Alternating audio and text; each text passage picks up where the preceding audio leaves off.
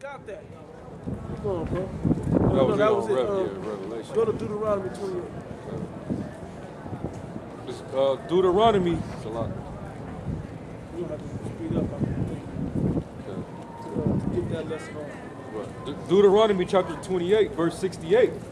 And the Lord shall bring thee into Egypt again. Egypt again. So that was we were talking about the first Egypt, and we know about the Passover and Exodus 12, you know, and then when they all left out, we'll fast forward, right?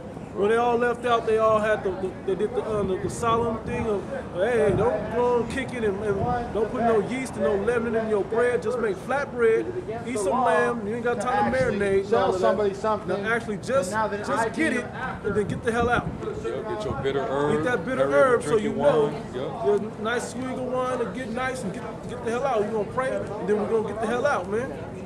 And then there's a service commemorating that for a week, which is the Feast of Unleavened Bread or sweet bread. You know? Con. And the Lord shall bring thee into Egypt again with ships. With ships. That actually, say it, read that part. With ships, by the way whereof I spake unto thee. Literally with ships.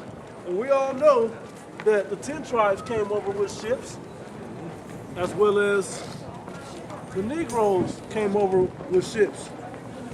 Right here. We all know that happened. The transatlantic slave trade, that's the same route that the 10 tribes took. You know? So that's we should already know that that's what's going on. So that's a correlation already. We didn't need ships to go to come out of Egypt the last time, to go into Egypt. We walked through the sea. Right. When we left out, we don't need that.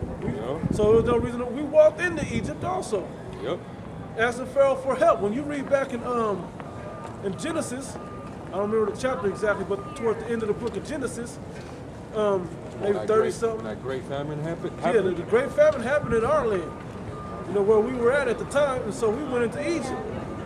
But then that's when the Lord gave us the land of Israel when we came out, after we slaughtered the people around there, the Canaanites. But that has to happen again. These things have to happen again. Hold that. Go to That's why you guys all flipped out. My tickets are all submitted. Ecclesiastes. There's a couple of them. Ecclesiastes chapter 1 verse 9. The thing that have been, it is that which shall be. The thing that have been is that which shall be. We've already been to Egypt and lived that bondage life in Egypt before. And it wasn't even called Egypt back then. And we're in Egypt again today, which is called America. It ain't called Egypt today either. It's called America today. So it ain't nothing new. This should make you understand that the Bible is true. This is what it should do for you. That the same things keep happening like it says it's gonna happen. Go ahead, bro. And that which is done is that which shall be done. And that which was already done is that which shall be done. And there is no new thing under the sun. And this ain't nothing new going on. Ain't nothing new going on this planet. Everything that happened has already happened already, whether it's spiritual form or physical form already. And it's going to happen again just the way it says. Yes, sir. The last time that this is going to happen, though, is this. The last time. They ain't going to be under no other people ever again.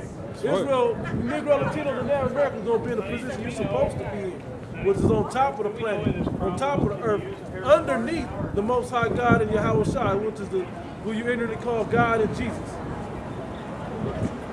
Back in Deuteronomy 28:68, and the Lord shall bring thee into Egypt again with ships, by the way whereof I spake unto thee, thou shalt see it no more again. If you people don't understand that you're in slavery, even the other white people that are on a low level, y'all in slavery too, man. Don't act like you ain't. You work every day. Now you just go home to a better tent. A better establishment. Yeah, a better establishment.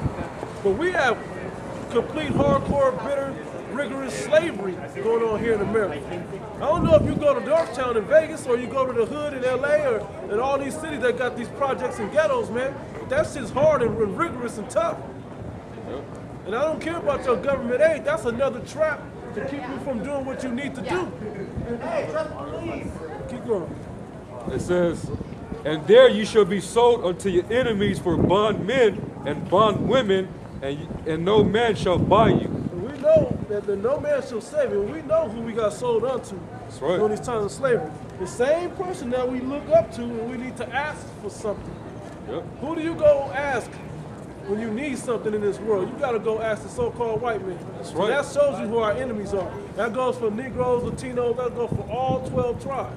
Yep. When you need something You in need this world, you you need a gotta go ask loan. him. You niggas need a You loan. need to go to his banks to You get a loan. You need a scholarship, a job.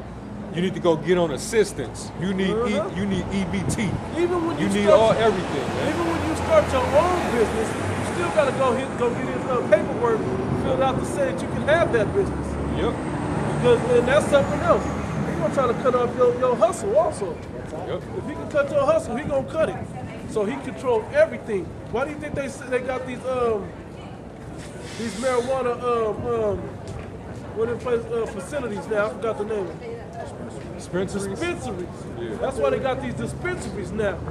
Yep. Because that took away the street hustle. Where people were going down into Mexico and different parts of the South and bringing it up here. Yep. Where other brown people were getting business off of it. Now they just growing it in the laboratory now. And then selling it to you with whatever effects they choose to put in it. All right, now let's get to the nitty gritty. Because this didn't happen already. Matter of fact, get Exodus 13 and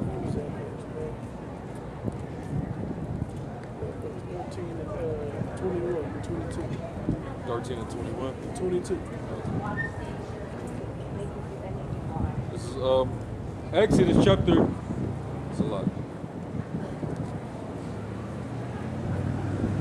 Because when we came out of Egypt the first time, the Most High had the chariots over us. Yep. He had the chariots over us when we came out of Egypt the first time. We didn't get to ride in them the first time. This next time we're gonna get to ride in them. That's right. Because we're not walking out of here. There's nowhere to walk leaving out of this Egypt. And plus, everybody can't follow us and walk up out of here. Everybody can't go. Only the elect and 144,000 and 1/3 is going to get able to get delivered out of that. That's right. Exodus chapter 13, verse 21. And the Lord went before them by day in a pillar of a cloud. He went before them. He went over them, and they had to follow underneath that shade in the daytime, that pillar of a cloud in the daytime, because it's hot. We all know it's hot in Egypt, right? In that land of Egypt. So when they had the pillar over us as a shadow to follow the path on the way out of there. Keep going. To lead them the way, and by night in a pillar of fire. And at night they had the big bright light, which there were no light bulbs back then, no LEDs and nothing like that back then. Right. It wasn't You no know, street so lights. there were no street lights, so they always, called it fire. The only thing that gave light was fire. So that's what that was. They called it a pillar of fire because that was that bright light coming from the chariot that we had to follow under the way to get up out of here too. Right. Well, this time we gonna get beamed up into those chariots and fly up out of here. right. Lord willing, we're those men and get to experience that. But there will be an elect that happens for. That's right. To give them light to go by day and night. And he took not away the pillar of the cloud by day, nor the pillar of fire by night from before the people.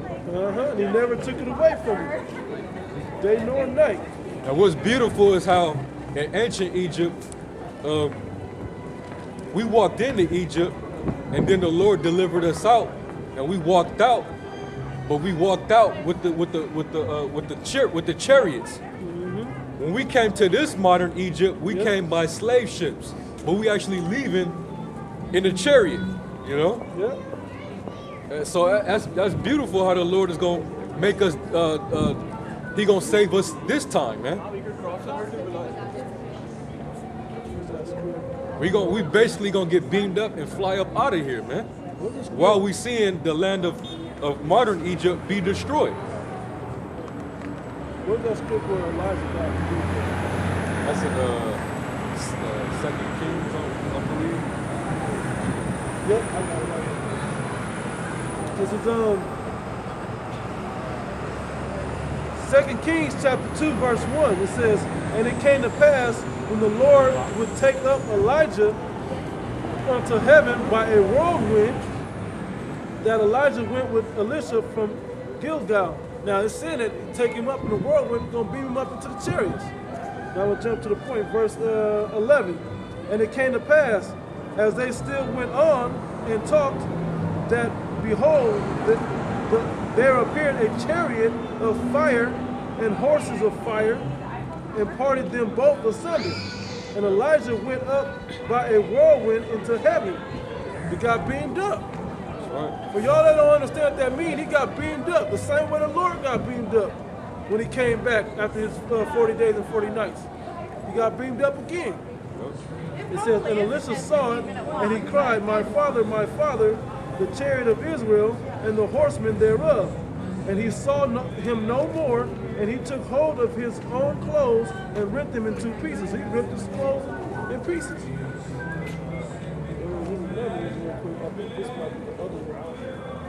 Yeah. And this is basically talking about the deliverance, man. Right. And these were examples of how our forefathers, the ancient men of the Lord, how the Lord would send angels to basically abduct them. Yep. You know? That's how abduct in a good way. In a good way. Right. You know? They got basically transfigured into a cloud and sent back to the spirit world. Yep. You know? And that's exactly what's gonna happen. Without death. Without death. Exactly. Just like Enoch, you know? Same thing. So that's gonna happen also when this next Exodus happens. But except it's gonna be the elect of the nation of Israel that's gonna go out the same way. You know? The Lord, when he was on the scene, after he came back after the crucifixion and made himself manifest to his disciples, he was with them for 40 days and 40 nights, and then he bounced. That was how he left. Yep. The exact same way, man. We're gonna leave the same way, Lord willing. We those men, right? The 144,000 and the 1/3. That's how they're gonna leave, man. Yeah, they're gonna leave this new Egypt, and we're gonna be leaving Egypt. I'm gonna hit this right quick. It says 2 Kings chapter 6, verse 14. Therefore sent he thither horses and chariots. Now, when you think of ancient times, you're thinking the little horses and the little chariots, but basically it's just a description from those times back then of vehicles of the Lord and those that power them. You know? Yep. And horse basically represents power. Right. It says, and a great host, a lot of them. It says, and they came by night and compassed the city about. Yep. And when the servant of the man of the Most High was risen early and gone forth, behold, and hosts compassed the city both with horses and chariots. And his servant, that's going to happen. So the Lord is going to come back with the angels and the chariots. Yep. He's going to cover the sky, man. He's going to cover the sky before he start fine-tuning his position and getting all his servants that he's going to take with him to come up out of here, man. And you other people going to be like, oh, you're going to be astonished when that day happens. That's Wisdom of Solomon, the 5th chapter. About how it's going to be, you're going to be amazed at the strangeness of of the salvation of Israel. Yeah. It's going to be something out of this world. You guys, do you know anything about Grand Take the Bus? No. Yeah, the bus is over there, but this way I don't know. The bus has got one in there, It goes that way, but it goes that way. So if you want to go up the strip, you might go that way. Yeah, go that way. How far is it? It's a while. It's a little while. Somebody down there might know better. We don't know. So that's the thing, though. You're gonna be amazed by the strangeness of our salvation. Because you're gonna be like, well, only Negroes and Latinos is going up. What is this? How are they the children of God? You know. But let me finish this. It says, behold, a horse compassed the city both with horses and chariots, and his servant said unto him, alas, my master, how shall we do? And he answered, fear not, for they that be with us are more than they that be with them. Yep. And Elisha prayed and said, Lord, I pray thee, open his eyes that he may see. And the Lord opened the eyes of the young man, and he saw, and behold, the mountain was full of horses and chariots of fire round about the mission. So that shows you there's going to be a lot of them. But the point I really wanted to hit on that was the fear of God. If you're a man of the Most High, you don't have no fear when that day comes. You know? You're not going to have, so when you get beat up and they show up, you're going to be like, yes. Somebody get up out of here. Lord, what did I am? You're just going to expect it and hope for that to be you. Yep. But you don't remember all the things you did to try to make sure that's you. Yep. You know? And that's everything. And not only that, but you if you're a man of the Lord, you're supposed to be hasting, man. Right. The same way we had to be in haste to get up out of ancient Egypt when we did the Passover, you're supposed to do that spiritually, man. Yeah. You're supposed to want to haste for the day of the Lord, so the Lord could come back and destroy this devil and bring us back into our power, man. That's right. And we get the kingdom of heaven. We don't want to stay here in slavery. We don't want to stay in Egypt and be looked upon as just slaves, peasants. When we're supposed to be a nation of royalty, man.